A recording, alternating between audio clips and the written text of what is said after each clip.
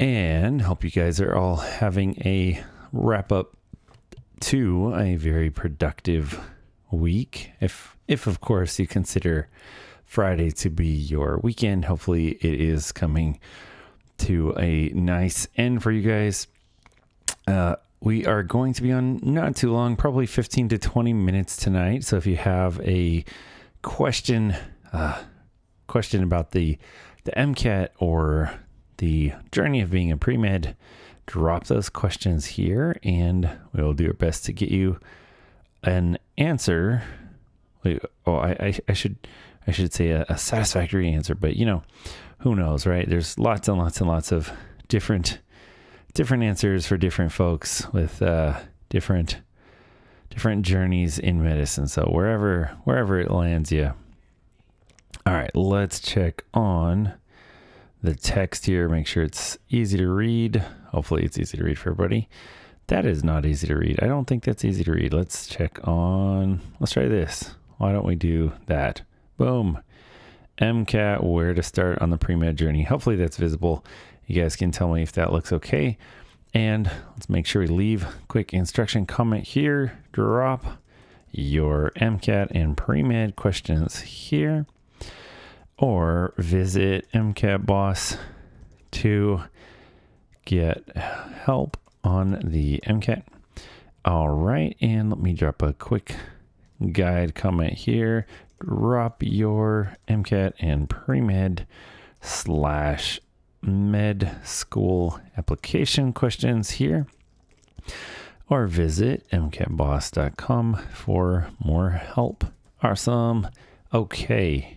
And welcome in. Let's see. So while we are waiting, I will first off clear the inbox, make sure we have responses queued up for whoever drops in to the MCAT Boss inbox today.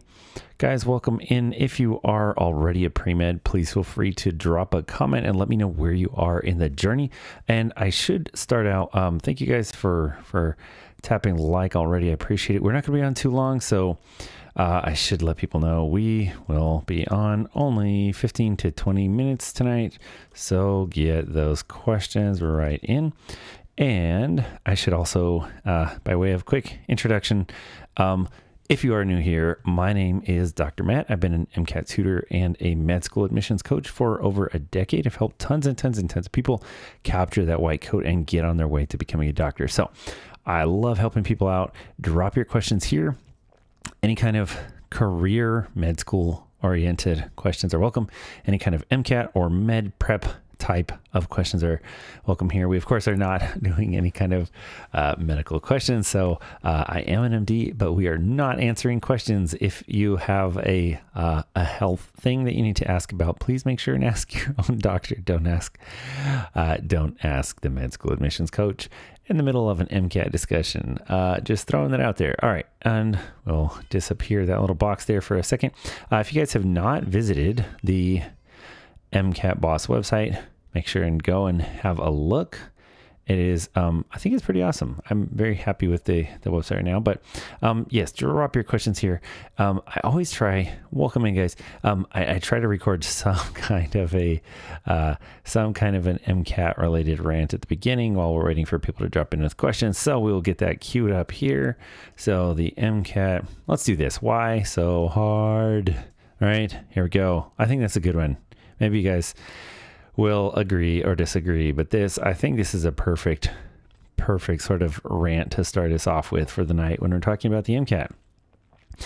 The MCAT is nothing like any grad school entrance exam that you will or could have ever taken in any other field, because the MCAT is the broadest, and at least I think it is the broadest. I've never encountered one that is more broad. I don't even know if broadest is the word. It is the most broad. It is the most broad grad school exam you can take, because the MCAT covers physics, general chemistry, organic chemistry, biochemistry, biology, genetics, psychology, sociology, and reading comprehension from passages that include everything from history to the social sciences to philosophy, art, and every other human idea that you can possibly think of.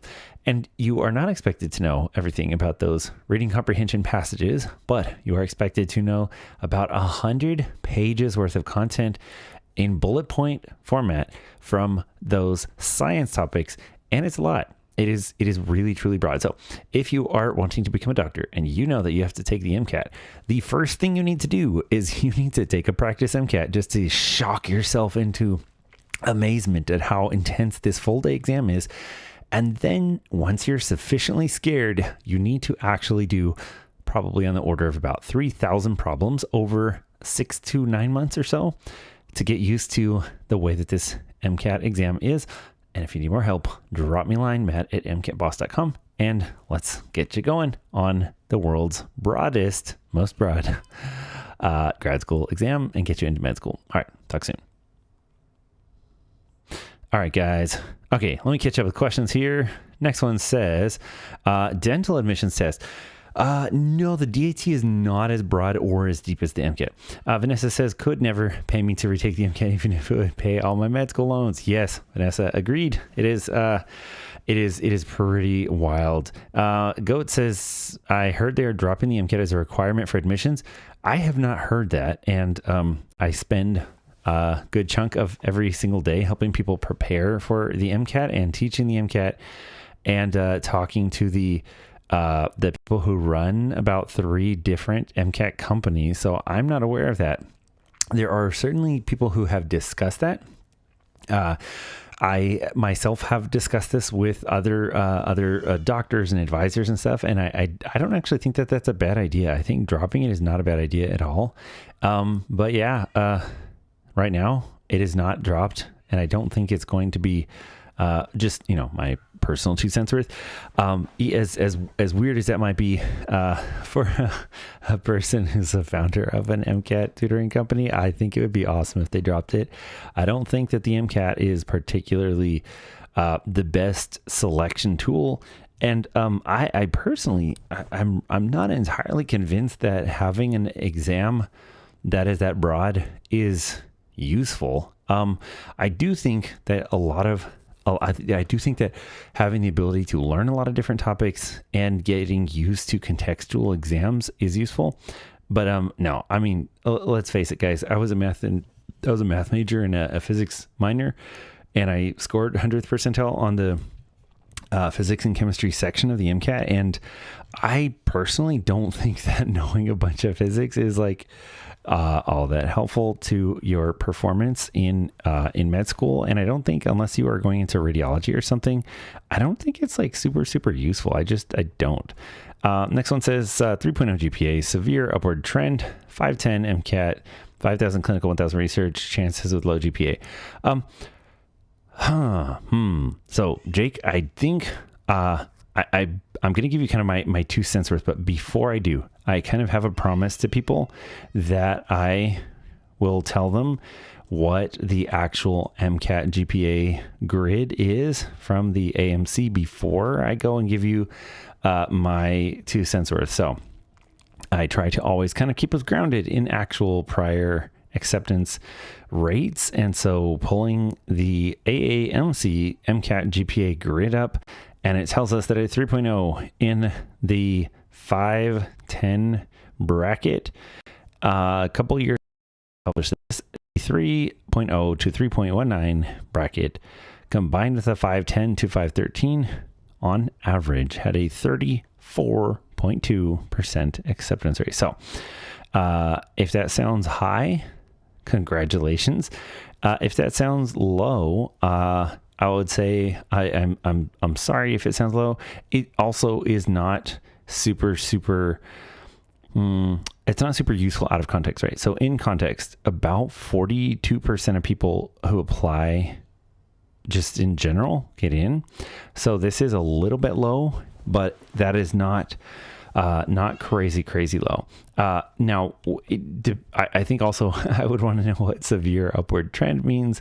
I assume that means that you were in like the 2s on your GPA and then jumped up to like in like around a 4.0 on your GPA in your final couple or few semesters. If that is not the case, then maybe I'm misunderstanding. And how much? 4.0 for 3 years straight. Oh. So you had a really, really rough, presumably a really, really rough first year. I would say that's actually, I would rather hear somebody got 4.0. I would have questions. I would have questions for what exactly happened with the first year where you had the really, really low GPA. If you, but on high school, college class, and first years of college. Okay. The rough thing with that is that I'm assuming that a lot of your prerequisite science courses were also very low, and that is going to be hard to explain to med schools. I want to say that with a 510 MCAT, you definitely, I think, still have a chance if you apply broadly and if you explain it really well. Guys, welcome in. If you're new here, my name is Dr. Matt. I've been helping students get into med school for over, 13 years. And I really like doing this. Science GPA is 3.6. Okay. So that's actually pretty good. Yeah. Jake, I would say, you're going to want to be really cautious with how you explain this, because in your primary and secondaries, you're going to want to address this, but especially if they give you an option like in your secondaries where they're like, hey, is there anything else you need to explain here? You're going to need to do some explaining. Like if it's a family situation, if it's adjusting to school situation, whatever it is, you definitely need to figure out how you are going to explain this. Guys, welcome in. If you are new here, please feel free to drop your questions here. Thank you for hitting the likes. We're only going to be on 15 to 20 minutes. I am Dr. Matt. I'm one of the top, I've been one of the most senior MCAT tutors in the country for about a decade. So drop me a question or drop a line to mcatboss.com. I am the founder. I work one-on-one with people to help them get into med school. You can email me directly if you need to book a la carte hours for just like a consultation or something, matt@mcatboss.com, or you can find my packages with bigger discounts on mcatboss.com. Next one, I feel my explanation is perfect. Okay, hey, if your explanation is working for you, as long as they're giving you those interview invites, then you are good to go. Tuxedo says, fourth week of 1 year preclinical curriculum, MCAT was cake compared to this. So that is, I think this is something that should probably be repeated more to people. People they feel really intense about the MCAT, and it is very broad, and it is a lot, and it does feel like a lot, and like it's nonstop. And I get people all the time discussing like, how do I deal with the burnout? The MCAT is so intense. And it is understandable that the MCAT can give you burnout. Studying for the MCAT can give you burnout. It's a lot of stuff. But man, the second med school starts, the second preclinical sciences start, you guys, you're going to be studying nonstop. You are going to be studying nonstop. Like whatever you think is intense right now, studying for the MCAT is a walk in the park compared to what you're going to be doing, studying night and day. A lot of students are putting in 8, 10, sometimes like 14 hours a day studying. Some students get away with it, get away with less, but med school is intense. Once you are in it, it is just pedal to the metal. And it's pedal to the metal all the way through all 4 years, maybe except for the last 6 months. Maybe I would say the last 6 months are not too bad. Okay. Jake says, I don't know how often. I'm just screened out before they know the explanation. So that is part of the sort of rough, reality that you kind of have to figure out if you need to do a workaround. And what I mean by workaround is you may need to figure out if you need to get an email into the desk of somebody at one of these admissions committees, because they really are, they have the ability to open up people's apps. And just truthfully, like if I were in your situation, the very first thing I would do is email like 5 out of 7 med schools, right? Or if I'm applying to like 30 med schools, I would email 20 of them. I would email their AdCom and tell them, hey, I really think I'm going to make a great doctor. And I pulled my business together, and I made a 4.0 in my last 3 years of college, but man, I had a rough time in my first year. So, or I loaded my plate too early on trying to take college classes in high school, whatever your reasoning is, right? Whatever your explanation is that you feel confident in, and drop them an email. Because if they have a chance to look at your app before you're cut out and they tell you, hey, you know what, your app is actually pretty awesome. And we see that you had a bad time, but then you pulled it together. You made a 4.0, you scored 510 on the MCAT. Like, we'd love to interview. Then yeah. Tuxedo says literally 800 Anki reviews due today. It's every day. Good luck to everyone. Yes. Yeah, it is it is a lot. Tuxedo, everybody has to study however is best for them. I am not a huge fan of Anki. I did have friends in medical school who were diehard about Anki. I was not a huge Anki fan. But if you are, then like more power to you.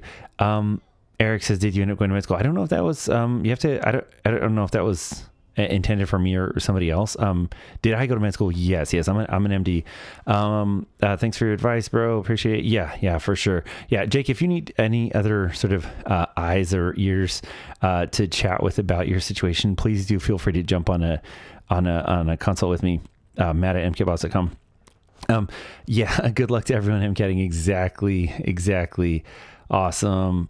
Guys, I'm only going to be on about 3 more minutes. So any other questions, unless you are here just looking for contact info, MCATboss.com. If you have any other questions, general questions that can be helpful for the audience, related to the MCAT, related to pre-med, related to med school, drop your questions here because we are on around 3 more minutes. Eric says, do you do interview prep? I've got some coming up. Congrats, first of all. Absolutely. Yes, I do. Yeah, I love doing interview prep. This time of year is one of my, for obvious reasons, this month and the next 2 months are my busiest time for interview prep. So if you want to get grilled by somebody who's been doing this for a long time, then absolutely drop me a line. I will ensure that you get told if you sound empathetic enough. I will be sure to point out if you say or anything else. Like we kind of have a little bit of a checklist that we go through and put you on the spot and look you in the eye and ask you some hard questions. And it's a lot of fun. Hey, we're just called. Having trouble choosing one. Yeah. So tell me, for the person asking about the labs, are you looking for research experience that is specifically medical? Are you looking for wet lab research?